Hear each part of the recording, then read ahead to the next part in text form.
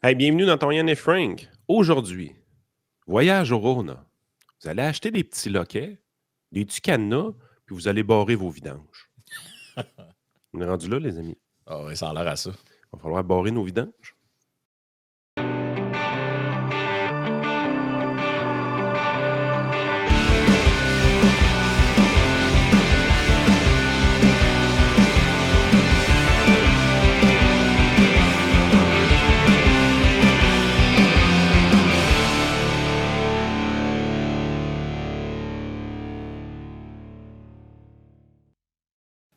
On a parlé de ça il y a un an et demi. Je croyais pas au début, honnêtement. Des gens qui nous envoyaient des messages. Hey, il y a un employé de la ville qui embarqué dans mon bac de poubelle. Voyons. C'est quoi cette histoire-là? L'auditeur il inventait ça. Non, non. Jusqu'au jour où quelqu'un nous a envoyé une copie d'un constat d'infraction qui est écrit dessus, là, pour l'instant, c'est un avertissement, là, mais la prochaine fois, il y a une amende. Là, vous avez mis des branches d'arbres dans la poubelle. Des petits arbustes là, que tes feuilles. Là. Faites de l'émondage, là, puis il a mis ça dans la poubelle. Vous auriez dû le mettre dans le bac de compost. Là, la personne avait dit, ben, c'est parce que j'ai eu de l'aide chez nous. Mes parents sont venus, on a fait le ménage du terrain, puis c'est probablement ma mère ou mon père qui a crissé ça là-dedans, parce que chez eux, ils n'en ont Peu pas de bac. importe. Peu importe. Peu importe. Le calice d'affaires. Qu'est-ce que tu fais chez nous, esti de mange-marde?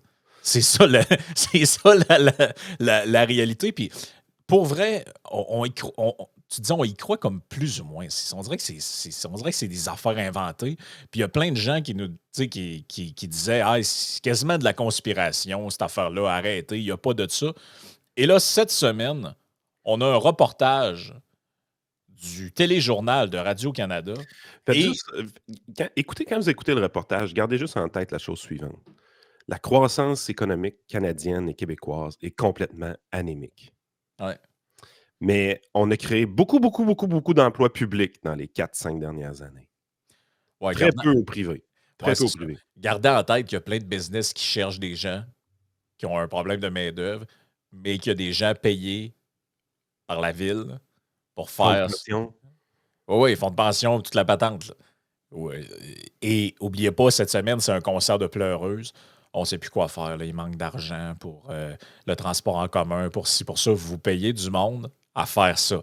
Et là, écoutez, c'est encore plus drôle parce que le sous-titre de l'émission, c'est clairement un liner que nous autres, on avait, puis on se faisait dire, voyons, vous avez inventé ça, c'est pas vrai, qui est le suivant. La police des poubelles à l'œuvre. C'est-tu pas magnifique? Je le mets de même juste pour que vous puissiez voir comme il faut ce qui est écrit au bas de l'écran. Donc, la police des poubelles à l'œuvre, on y va comme suit. Nous sommes dans un quartier central de Montréal, jour de collecte des ordures ménagères. Louis fait partie des 19 inspecteurs de l'arrondissement Ville-Marie et il lui suffit de quelques mètres pour constater une première infraction. 19 dans l'arrondissement Ville-Marie. Pas dans la ville. Là. Un arrondissement. Dans l'arrondissement. 19. Déjà en partant, on voit qu'il y a des sacs de recyclage. Donc, ça ne fait pas partie de la collecte. En fait, mon intervention en tant que telle consiste à chercher une preuve à l'intérieur des sacs pour voir à qui appartient justement le dépôt. Attends, tu comprends? Faire une fissure. Alors, ouais. Il cherche une preuve. Là, il cherche un papier, genre, quelque chose qui aurait une adresse dessus. Non, mais fait que là, ça veut dire qu'à partir d'aujourd'hui, là, quand tu vis dans des condos / appartements comme ça, là, tes enveloppes Amazon puis tes étiquettes, tout ça, faut être des chiquettes. Là. Genre, ouais, Louis, à recoller les morceaux de papier, mon sacrement. Oui, parce que en gros, le gars, il dit c'est la journée des poubelles, puis on dirait qu'il y a du recyclage là-dedans. Fait que là, il faut que je trouve une preuve. Là. Parce qu'il n'y a pas d'affaire à mettre ça là, lui. Là. Pas d'affaire à faire ça là. Fait que là, il ouvre son cutter, c'est ça qu'on voit à l'écran. Là, il ouvre les vidanges en plein milieu de la rue. Il ouvre les vidanges en plein milieu de la rue avec le journaliste qui filme. Et l'essor du commerce en ligne, qui génère beaucoup d'emballages, lui rend souvent service. Vous voyez, dans le cas ici, il y a un sac Amazon. Normalement, c'est qu'est-ce qui nous aide énormément. Le nom, l'adresse, tout est là. Louis pose des autocollants d'avertissement sur les sacs et prend des photos pour documenter l'infraction. Alors, on y va vraiment en gradation au niveau des pénalités. Donc, d'abord, courtoisie, un ticket de courtoisie. Ensuite, une première offense, 200 $ pour non-respect du règlement. Des constats d'infraction qui peuvent monter à 2000 $ en cas de récidive pour un particulier, 4000 $ pour une entreprise. Après vérification, une amende sera bel et bien envoyée au propriétaire du sac sorti le mauvais jour et qui n'a pas fait le tri correctement. Vous avez du recyclage, vous avez ici du compostage. Pour l'arrondissement du centre-ville, entre 2022 et 2023, on est passé dans... Pourquoi il prend son esti de machine pour ramasser la canette? Il y a des gants, là. Louis, ça a l'air d'un gars efficace quand il travaille. Ça, c'est juste la bonne nouvelle. Ils n'ont peut-être engagé 19, mais ils n'ont pas l'air vite. Ça, c'est la bonne nouvelle pour les citoyens. Oui. Y a-tu quelqu'un, quand vous prenez vos canettes à l'épicerie pour les mettre dans la machine, là, est-ce que vous avez un petit bâton de même pour les prendre dans le sac? Non, mais tu sais, je veux dire, si mettons, t'as pas de gants, je comprends qu'il y ait la chose, mais là, il y a des gants, là. Ah ouais, il ramasse la canette. Mais. Puis, un autre affaire, là. C'est quoi cette marde-là qu'il y a des vidanges partout à terre? Vous n'avez pas de bac, vous n'avez pas de container. C'est quoi cette ville de crotté-là? C'est-tu dégueulasse? Quand tu passes dans Montréal la journée des vidanges, c'est dégueulasse. Ben voyons, mais ça lui ferait-tu si mal que ça avoir. À moins que ça fasse l'affaire de la ville, parce que c'est plus facile d'aller jouer dedans quand ils sont pas dans un bac.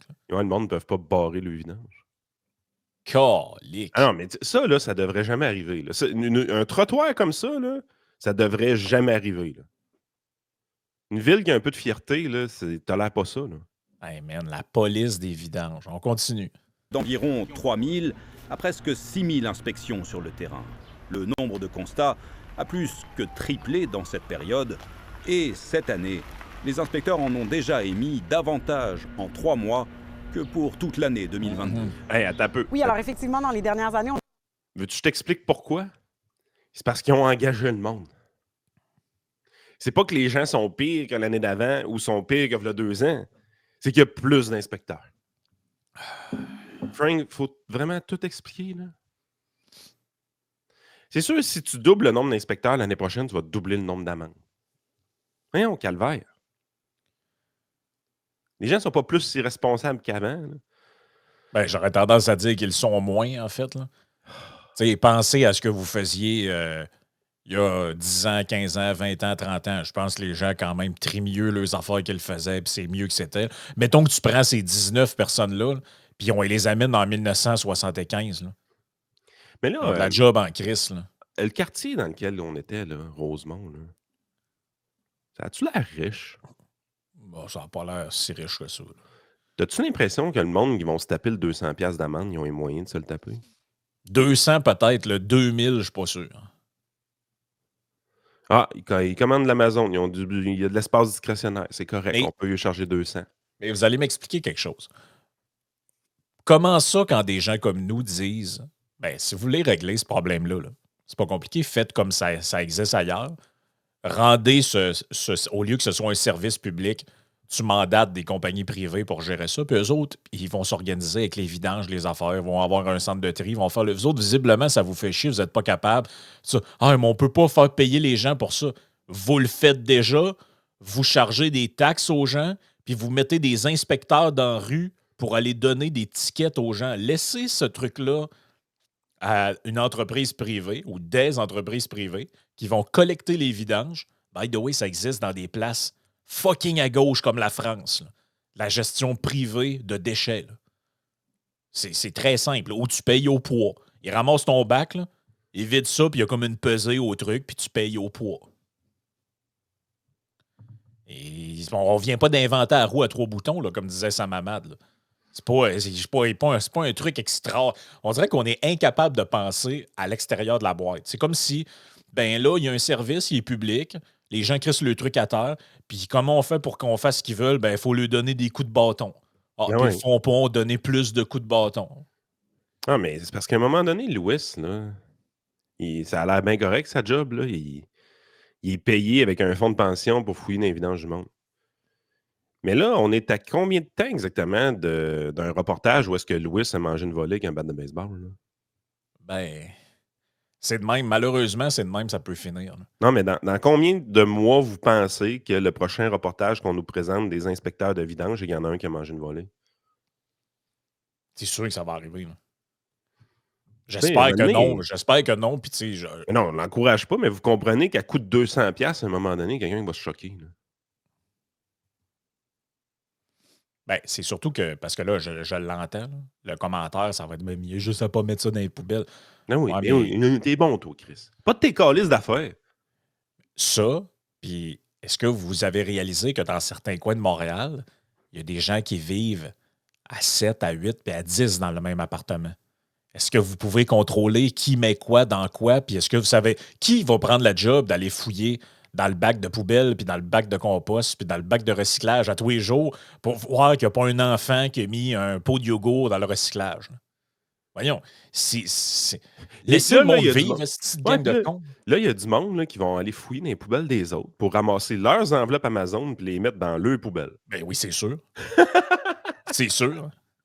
C'est sûr que la première fois que j'ai vu en le voyant fouiller dedans, c'est que je me disais, si ça arrive chez nous, qu'est-ce que je pourrais mettre dans le sac qui serait vraiment pas le fun à déballer? Poup! Fait que c'est ça. On continue, c'est pas fini. Là. On a augmenté le nombre d'inspecteurs. Donc, de facto, nécessairement, en augmentant le nombre d'inspecteurs, on augmente aussi le nombre d'inspections et donc les constats sont en hausse aussi. Ah, mais tous les arrondissements de Montréal n'y consacrent pas les mêmes ressources. Pas besoin d'aller très loin avec Louis pour constater une deuxième infraction. Avec ce sac d'ordures ménagères suspect. Suspect! C'est suspect! Ici, vous pouvez constater que la majorité des dépôts à l'intérieur, c'est du recyclage. Malheureusement, dans ce cas-là, il n'y a pas de nom, d'adresse. Donc, qu'est-ce qui va se passer alors? Donc, on va mettre des étiquettes dessus et on va faire une demande de ramassage en indiquant que dans les sacs avec les étiquettes, c'est du recyclage. Quelques mètres plus loin, encore du carton déposé avec les ordures. La preuve la plus évidente ici, vous pouvez le voir. Amazon. Le propriétaire est récidiviste. Il recevra lui aussi un constat d'infraction. Quant à la poubelle à ciel ouvert que Louis repère dans la cour avant d'un immeuble, elle vaudra un avertissement. Ici Mathieu Prost, Radio-Canada, Montréal. C'est pas vraiment. Mais sérieux, c'est devenu ça, là, la métropole du Québec. Là. Cette poubelle à ciel ouvert-là, les vidanges à terre, c'est donc bien sale. Vous avez aucune fierté? Pensez-vous vraiment que les gens vont payer l'étiquette? C'est du pauvre monde, là. Hey, mais sérieux, là, moi, excuse-moi, mettons que je fais ce job-là, je dors mal la nuit. Louis, c'est l'air s'en colisser pas mal. Là. Ben non, ce qui est le pire, c'est qu'il a pas l'air à s'en colisser. Il a l'air à prendre ça très à cœur, moi, je trouve. Il a l'air d'avoir du fun. Il a de l'air d'avoir beaucoup de fun. Le Colombo des vidanges, là. Il a de l'air d'avoir beaucoup trop de fun, moi, je trouve, pour le genre de job qui devrait pas exister, qu'il est en train de faire. Hey, la Gestapo des sacs de poubelle, tu vois. On a une preuve ici, on a une preuve. C'est comme s'il venait d'attraper un pédophile. Oui, la CSI. T'es sur le bord d'avoir la gang des X-Files qui débarque. Là. Mais ça, c'est vrai. Hein? Ils se volent des chars comme c'est pas possible à Montréal. Pas capable d'avoir de ressources policières pour gérer ça. Mais Christy, ça fait à fil pour checker dans les vidanges du monde. Oh oui, mais non, c'est ça. Il y a des vols de chars. Montréal est devenu... Chris, vous avez vu là, les images qu'on avait mis d'un article du National Post. C'était à Toronto, mais Toronto a un peu le même genre de problème. Ça va d'ailleurs prendre la même tangente avec la communiste qu'ils ont élu, là, la veuve de Jack Layton. Les gens installent des bollards dans le cours. Donc, les pylônes là, qui sortent du sol, là, donc dans le fond, tu te fais couler une dalle de ciment, tu fais couler un beam dedans. Avec là, les voleurs sont capables de rentrer dans le char, mais à moins d'avoir une grue pour le sortir, il ne peut pas avancer. Fait que tu peux pas le voler. Ils sont rendus de même. Là, tu te dis, OK, il n'y a pas de policiers pour arrêter les voleurs de char. Il n'y a pas de policiers pour arrêter les petits crottés des gangs de rue. Il n'y a pas de policiers, mais la ville a les ressources pour engager le Colombo des poubelles. Le gars se promène. Je cherche des preuves. Il vide les sacs de vidange à terre. Ouais, attention, on a un élément de preuve ici. C'est quoi? Il y a une vieille enveloppe, là. Marie Préfontaine, 1834, Avenue Bourgogne. Ah, parfait. Je vais lui donner une amende. Et la terre sera sauvée. C'est des... Puis, Oui, c'est le ton du journaliste. Là. Il est quasiment déçu là, qu'on ne puisse pas donner d'amende au gars qui avait des C'est affaires pas malade. correctes dans son recyclage. Ah non, puis, tu sais, il y a des places dans le monde là, où vous pourriez manger à terre, OK? Vous pourriez manger à terre. Boston. Boston, dans plusieurs quartiers, c'est de même. J'ai parlé d'un de mes chums qui est allé en Suisse. Là. Quand vous allez à Genève, là, tu peux manger à terre, OK? Et savez-vous quoi? Là-bas, ils ont un système, là, c'est complètement fou. Je l'ai déjà mentionné, mais je leur mentionne encore. C'est complètement fou, le système. Là. Je ne sais pas qui a pensé à ça. Là. Vraiment révolutionnaire. Il devait y avoir le politburo avec des gens de 180 autour de la table. Là. Ils ont pensé à un système. Le recyclage est gratuit. Le compost est gratuit. Et tu payes tes déchets. Au poids. Au poids. Et quand tu mets de quoi dans les vidanges, il ne fouille pas dans tes poubelles de même. Mais mettons que tu arrives au truc, là, les bacs sont identifiés pour chaque maison. Là. Fait que quand tu arrives au truc, puis ils se rendent compte que tu as mis une canne de peinture souillée dans la poubelle alors que tu aurais dû aller la porter à genre déco-centre, ben, ils t'envoient un truc en disant ben, à cause de ça, il a fallu faire le triage, ça a contaminé des affaires, fait que ça vous coûte 20$. Fait qu'après ça, ben, tu te dis ouais, prochaine fois, la canne de peinture, je la mettrai pas dans la poubelle. Là. Puis pourquoi tout le temps des Christy de grosses amendes? Hey, quand tu mets pas ton masque, 1500. Là, tabarnache, c'est intense, hein, 1500. Ouais. Là, c'est 200 pour des poubelles. Là. Tu sais, si c'était juste une tarification, comme tu dis, ce serait pas 200$. Là. Ben non. C'est pour ça que ça coûte s'occuper de la poubelle qui est pas bonne place. Ben non. Puis l'autre affaire, là, soyez honnête. Là. Tout ce qui est envoyé au recyclage, est-ce que c'est recyclé pour moi? Ben non. Écoute, je te l'ai déjà compté. J'avais un. À un moment donné, là, on peut-tu arrêter de s'en faire croire aussi? J'ai eu un appartement à un moment donné. Il y avait tu sais, les containers, là, que d'un bord, c'est vidange, l'autre bord, c'est poubelle. Là. Oui. Ben, le container, quand il levait, les deux barres ouvraient en même temps. Ah bon. Fait que quand tu levais le truc, là, les deux couvercles ouvraient, puis les vidanges et le recyclage tombaient dans le même camion. T'es-tu en train de dire que c'était pour les apparences? Ben, en tout cas, dans plusieurs places, c'est un petit peu pour ça. Là. Tu sais, à un moment donné, là. Puis votre crise de compost en passant, là, je sais pas comment c'est à Montréal, là, mais à Lévis, c'est une pain in the ass, ça, cette affaire-là. Marche pas. Ça. Non, mais c'est parce que tu es obligé de gérer ça en permanence. À Québec, au moins, ils ont donné des sacs au monde. C'est comme un sac de poubelle. Tu crisses tes affaires dedans, tu fais un nœud dans le sac, tu mets ça dans le bac. Tu sais, ça change pas grand-chose. Au lieu de mettre ta bouffe dans la poubelle, tu la mets dans l'autre poubelle qui est à côté. Mais... À Lévis, on n'a pas de sac. Là, faut que tu taponnes ça dans le papier journal. Hey, t'essayeras de mettre le restant de soupe là-dedans, toi. Là, tu mets ça là-dedans. Puis là, j'ai acheté des petits crises de sacs en carton pour mettre le compost dedans. À minute que tu mets de quoi d'un peu humide, le sac défonce. Ah, merde, mais quelle cochonnerie. Quelle cochonnerie. Juste vous rappeler, là, il y a quelques années, là, ça, là, c'était une parodie. Ouais. Juste vous rappeler que c'était une parodie. Là. Ouais. On trouvait ça drôle en 1995. Ouais. Tabarnak. Ouais, c'était drôle dans ce temps-là. Écoute, je trouve que ça... C'était une joke, tu m'es paré. Valérie, Valérie, c'était une joke. Ouais, mais Valérie, t'as-tu vu son tweet qu'elle a fait hier? Man, c'est de la... C'est du délire. Là. Ces gens-là sont... Puis on va venir à un texte d'El Grabli après, là, parce que c'est juste malade, là. Mais je vais vous retrouver ça ici. C'est ça. Son tweet d'hier, moi, m'a fait capoter. Là. C'est bienvenue dans le... Je sais pas c'est quelle époque, là. Ça, c'est très drôle. Genre, je vois les trucs que j'ai repartagés. Je vois le truc du PQ qui ont réussi à tripoter le sondage de Léger pour trouver que ça fait un oui à 53% en mettant 3 questions ensemble. Puis il n'y a pas de crosse pantoute là-dedans. OK, je l'ai ici. Checkez bien ça. C'est malade. Je l'ai ici. Valérie Plante. Je sais pas si je suis capable de l'agrandir un peu, là. Vous agrandir ça. Ouais. La voici, la voilà. Pour lutter contre les îlots de chaleur, il faut retirer l'asphalte et le béton dans nos quartiers. Moi, je pensais que c'était pour lutter contre les nids de poules que tu ferais ça. Non, mais faut-tu que je vois... Excusez, lisez la phrase, comment c'est saucé. Là, dans ces trottoirs éponges, là. Elle veut retirer le béton et l'asphalte des quartiers. Ça veut dire on enlève les trottoirs et les routes, ça. Nous allons soutenir les propriétaires commerciaux et industriels qui souhaitent verdir leur terrain. Ça veut dire qu'ils vont donner des subventions à des business pour arracher le parking puis poser de la pelouse à la place. Non, puis la pelouse, c'est pas correct, ça. Ça va être d'autres choses. Il faut que ce soit un fouillis d'herbe un peu louche. Ouais, genre, il faut que ce soit du trèfle ou une cochonnerie de même. Là.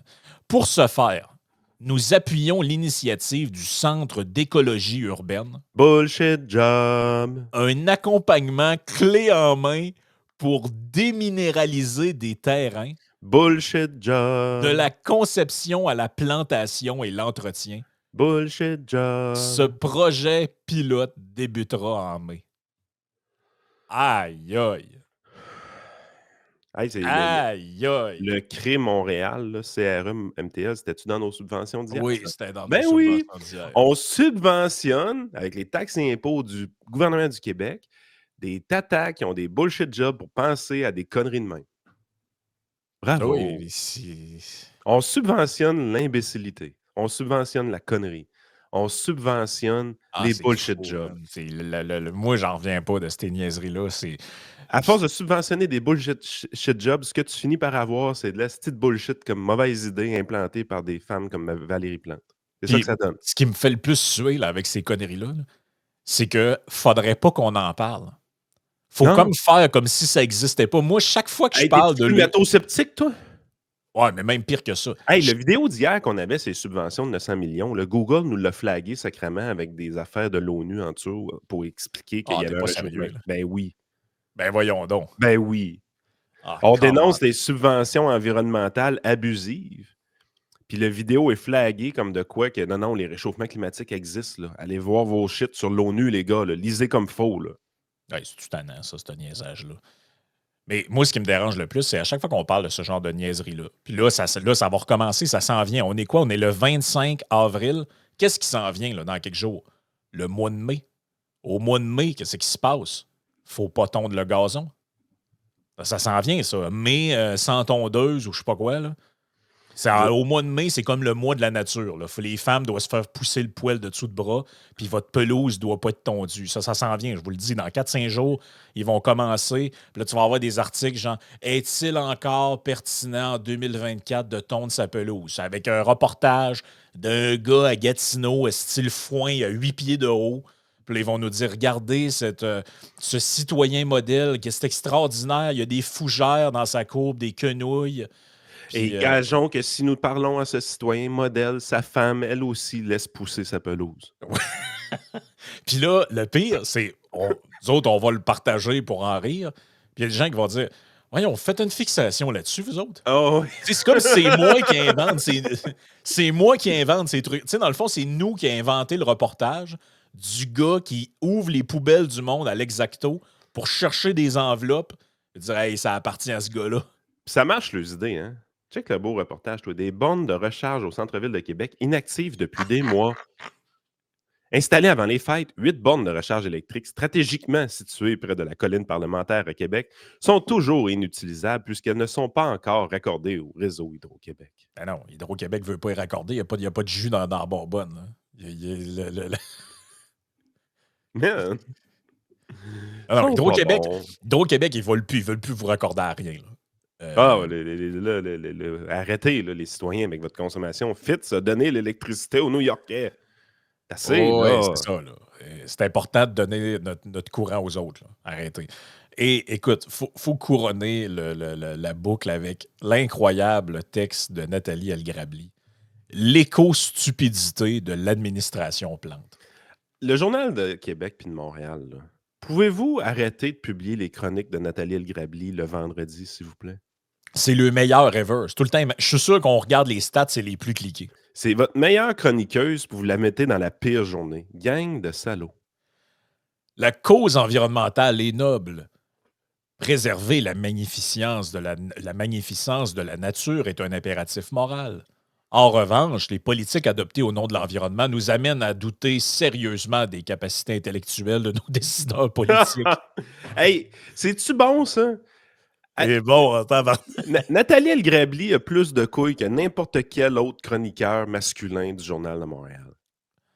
Ça aménage la chèvre et le chou tout le temps, tout ça. Elle arrive, bang, bang, en ouais d'un castagnette, mon fils, let's go. Valérie Plante, c'est une folle. En ouais, come on.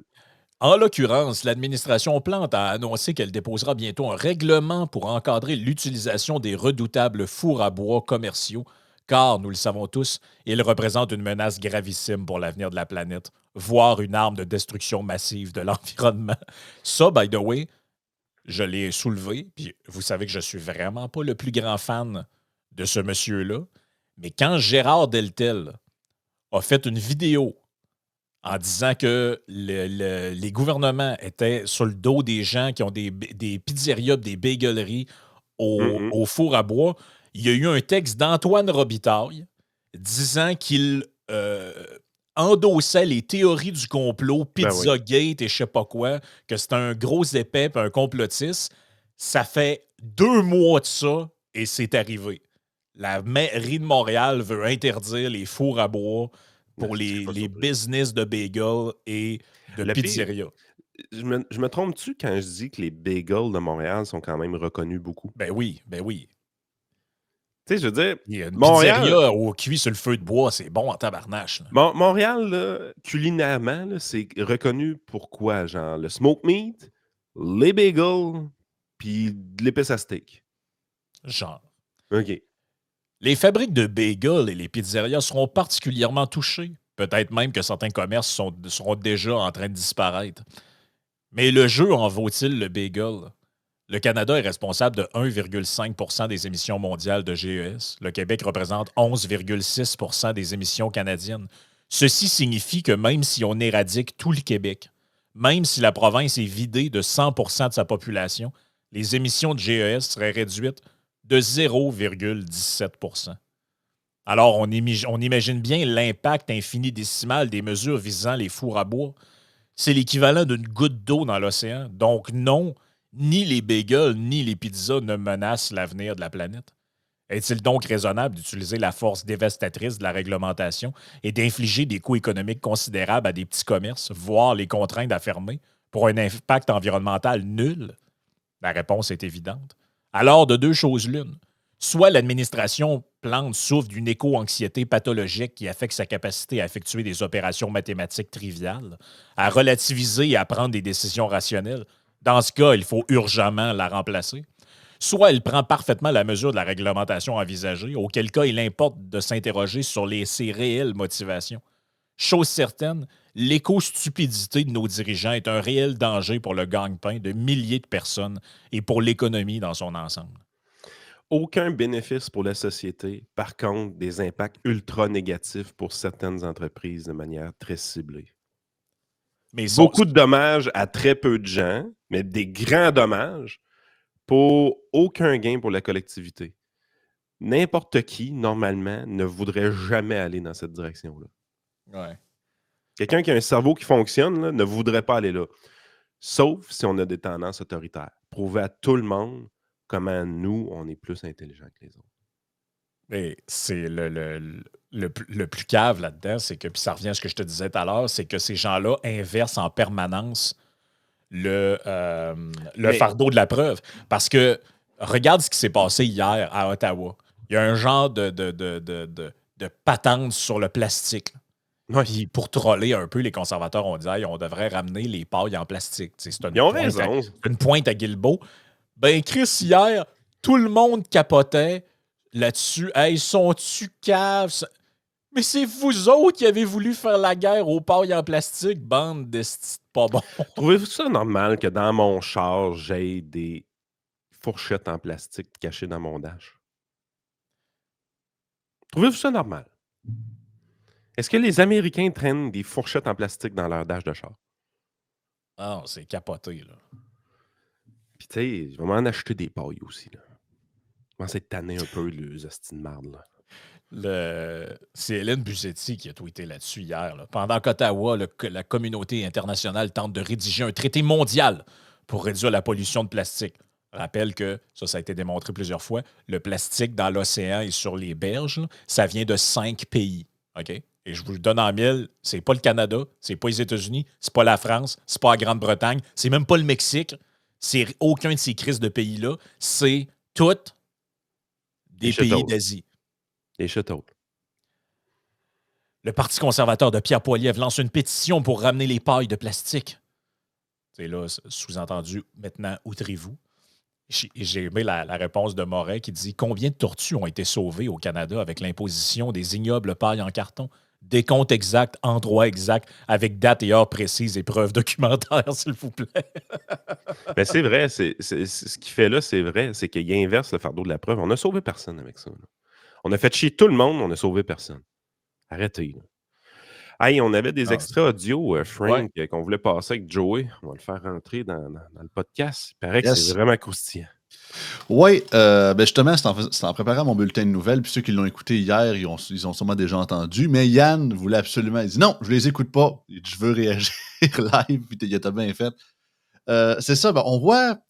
Ça rentre un peu ce que tu prédisais puis ce qu'on dit depuis quelques semaines. On voit que Bob Côté, il essaye de rendre ça plus approchable, la cause souverainiste pour des gens comme nous, la dite droite de Mais Québec.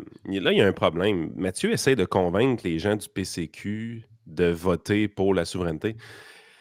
Il commence avec des objectifs ambitieux. Moi, je commencerais avec un objectif plus simple. Moi, j'essaierais de convaincre les péquistes de voter pour la souveraineté.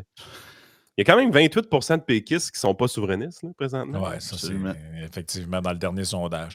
L'autre affaire aussi, c'est que je trouve que il pourrait commencer par le début. Là. Le début, ça va être juste de se faire élire.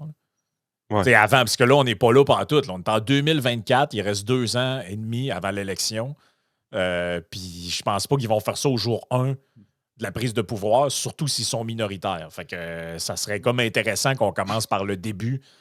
T'sais, je veux dire, avant de me demander je vais voter oui à un référendum, arrange-toi qu'il y en ait un. Là, on n'est pas parti pour ça. Là. Moi, la journée que 100% des péquistes veulent voter oui à un référendum, là, je vais commencer peut-être à considérer l'option. Là, présentement, les péquistes ne veulent même pas voter oui. mais là, ils sont allés à une étape plus loin, là, parce qu'ils nous ont entendu, Yann. Bob Côté a reçu en entrevue Françoise David et ils veulent parler de constitution. Mère Teresa David. Ah, mais j'aime ça, par contre. Oui. OK, j'aime ça. J'aime ça. Fait que là, le débat, il a avancé d'un step. Là. On est rendu à une autre étape. Là. OK, on a de quoi. C'est ça. Fait que là, on voit que Bob Côté, il essaye. Il dit, bon, OK, là Yann me dit qu'il ne trippait pas à cause de QS, puis Eric ne veut pas entrer, puis il parle de constitution. Il faut que je lui montre que, tu sais, QS sont jasables. Tu sais, c'est pas des si fuck avec ça. Fait qu'on commence, en fait, avec une citation de Françoise David. Juste précis. C'est parce que là, tu vas parler à la madame qui représentait QS il y a quand même 10 ans. Là, ouais. Là on est rendu comme un... Elle est moins saucée que certains. Oui, elle est quand même moins saucée que Haroun Chose puis Ruba Gaza. Là. C'est ça. Ben donc, Françoise David, c'est genre la bonne Sainte-Anne de QS un peu. Là. Ben oui. Ouais, c'est ça. C'est ça. Fait qu'on commence là, avec Françoise. Je plaide encore pour que le projet souverainiste, il soit le projet, on peut pas dire de tout le monde au Québec, ça sera jamais le projet de tout le monde, c'est comme n'importe quelle idée politique ou sociale, c'est jamais tout le monde, mais pour que ça devienne le projet vraiment d'une majorité de gens, moi je plaide que ce soit un projet inclusif. Inclusif, ce que ça veut simplement dire, c'est de s'adresser à tout le monde, de ne pas s'adresser uniquement aux Québécois francophones de vieilles souches comme mes parents, peut-être les vôtres, je sais pas, mes ancêtres venus de la Nouvelle-France. Là, je pense que là, il faut déborder vraiment ce cadre-là. Même en 95, on a eu de la difficulté à le faire. Moi, je me rappelle de certaines réunions où je plaidais déjà pour ça, puis on me disait, de toute façon, ça sert à rien, ils voteront pas pour nous, les immigrants. Mais d'abord, c'était pas des immigrants, c'était des citoyens canadiens. Puis deuxièmement, si on s'adresse jamais aux gens, ils voteront jamais pour nous. Ben, ça, c'est correct. Ouais, ça va. Là, c'est beau. Françoise, approuvé, Françoise. Ça va bien. Là, on rentre dans le crunchy du sujet. Ben là, c'est ça. Il y a comme deux parties aux discussions de la Constitution. La première est un petit peu moins longue. Le deuxième extrait, il est pas mal plus long, mais c'est comme un genre de back and forth entre Boc Côté et elle là-dessus. Fait qu'on commence avec le premier. Puis c'est celui aussi où on porte non pas un projet à gauche toute, là, parce que je suis très consciente qu'il existe des nationalistes de droite, c'est correct. La discussion est là, mais un projet, disons, qui fasse un peu rêver quand même, non seulement la préservation du français, bien sûr, non seulement à comprendre que le Québec s'est bâti sur une histoire et qu'il a une culture, bon, tout ça, je pense qu'on peut rapidement être d'accord là-dessus, mais un Québec aussi où, par exemple, dans une constitution, on assumerait, comme dans bien d'autres pays, qu'un certain nombre de droits économiques, sociaux, culturels doivent être là pour tout le monde. Ça s'appelle une constitution, c'est pas un mot très sexy, là, mais n'empêche que c'est ça que ça veut dire. Puis moi, j'aimerais qu'on bâtisse les deux en même temps, le pays et la constitution de ce pays. OK. Ben, je suis d'accord avec ça. Mais moi, j'aime... Moi, c'est le contenu. Non, mais c'est le contenu. Wait, there's more. Le contenu de la Constitution, moi, je veux savoir. Moi, j'aime son approche parce que c'est plus honnête. Oui. C'est beaucoup plus honnête. Elle a dit, écoutez, pendant qu'on prépare le pays, on va aussi préparer notre constitution. Je vais vous dire ce que je veux mettre dedans. Alors que la gang de Mathieu Bock-Côté, c'est plutôt non, votez, puis après ça, on décidera ce qu'on fait. C'est ça. Le dernier extrait est un peu plus long, mais c'est correct. C'est ça. Là, on est vraiment dans le crunchy du sujet. Bob Côté présente son idée de constitution et Françoise dit un peu ce qu'elle penserait finalement. Pour le reste, dans la Constitution, moi, je voudrais mettre le droit de propriété, par exemple, ou d'autres choses, puis les droits sociaux dont vous parlez, qu'on en débatte au Parlement, mais c'est pas des droits à constitutionnaliser. Et je devine que votre vision de la Constitution ne serait pas la mienne. Puis ça, c'est normal, on est en démocratie. Est-ce que plus on surcharge la Constitution d'un bord ou de l'autre, à gauche ou à droite, est-ce qu'on ne risque pas de perdre des électeurs, par exemple des gens de Québec? Inversement, si on mettait une Constitution trop à droite, on vous perdrait. Donc, est-ce que l'idée, c'est d'avoir une Constitution la plus légère possible, et nos débats de gauche, de droite, on les aura dans un Québec indépendant, avec des partis, tout ça, mais on ne surcharge pas le projet de société. Je comprends ce que vous voulez dire par le mot surchargé, puis sur ce point-là, je peux être d'accord avec vous, là. Il s'agit pas d'aller dans le moindre détail, parce qu'effectivement, on n'en sortira jamais. C'est pas compliqué. Mais écoutez, si on a été capable en 1975 de se donner au Québec, et il semble que ça a été un vote unanime à l'Assemblée nationale, une charte des droits et libertés, je vois pas pourquoi on ne pourrait pas se donner une constitution qui assurerait des droits fondamentaux. Après ça, tout est dans l'écriture, vous le savez, je le sais. Est-ce que, par exemple, on pourrait imaginer de rendre ce qu'on appelle judiciable, c'est-à-dire on peut se servir de la Charte des droits pour le plaider?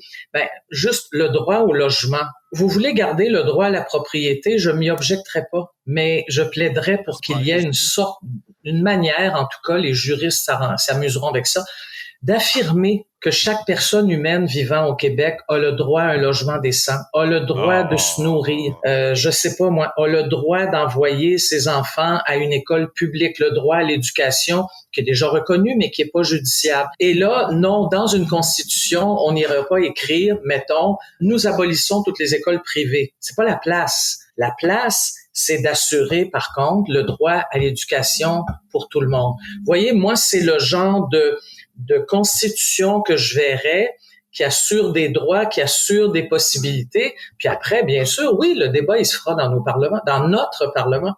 Écoute, Bock-Côté a fait de quoi très bien ici, en demandant à Françoise de venir. Françoise David a toujours été la meilleure opportunité pour Québec solidaire de rentrer solidement au gouvernement. Oui. Ouais. Cette femme-là est habile, cette femme-là est intelligente, cette femme-là comprend que tu dois être modéré pour ne pas faire peur au monde, à l'électrice de son âge. Tu ne dois pas y faire peur. Sainte-Françoise, là, c'est pas pour rien qu'à un moment donné, il y avait des sondages qui mettaient...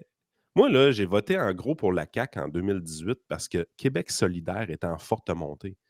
Il y avait des sondages internes qui mettaient Québec solidaire à 22 %. Ouais, en 2018. Dans ce temps-là, la CAQ faisait semblant d'être un parti de droite aussi, il faut le rappeler. Mais avec Sainte-Françoise, là, il était capable de monter dans les sondages.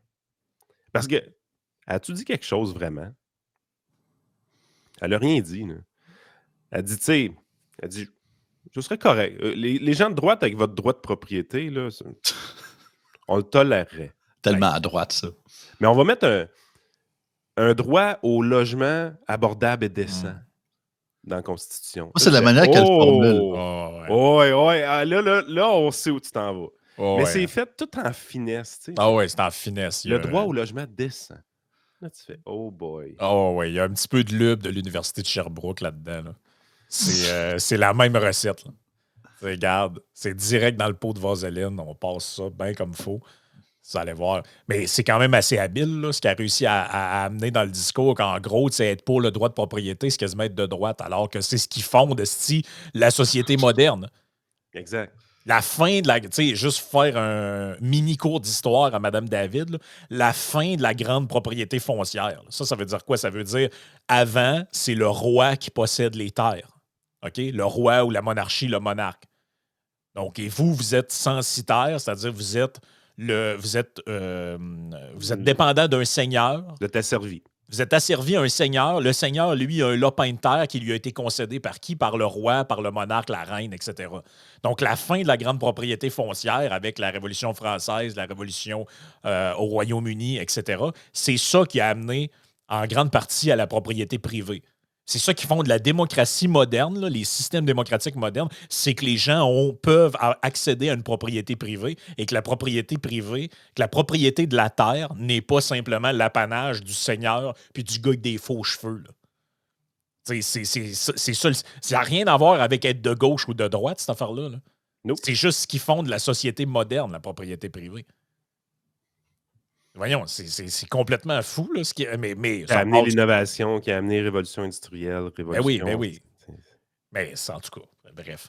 On va poursuivre un petit bout là-dessus sur Patreon. On a aussi des dirigeants d'SNC-Lavalin, des anciens dirigeants de SNC-Lavalin qui, pour avoir donné des pots de vin, pour avoir un contrat pour construire un pont, se ramassent maintenant en prison. Donc, ça va être intéressant d'en jaser et plusieurs autres sujets qu'on n'a pas eu le temps de jaser cette semaine, mais qui sont encore dans le chapeau, comme on dit. Fait que joignez-vous à nous, patreon.com/iSénéchal.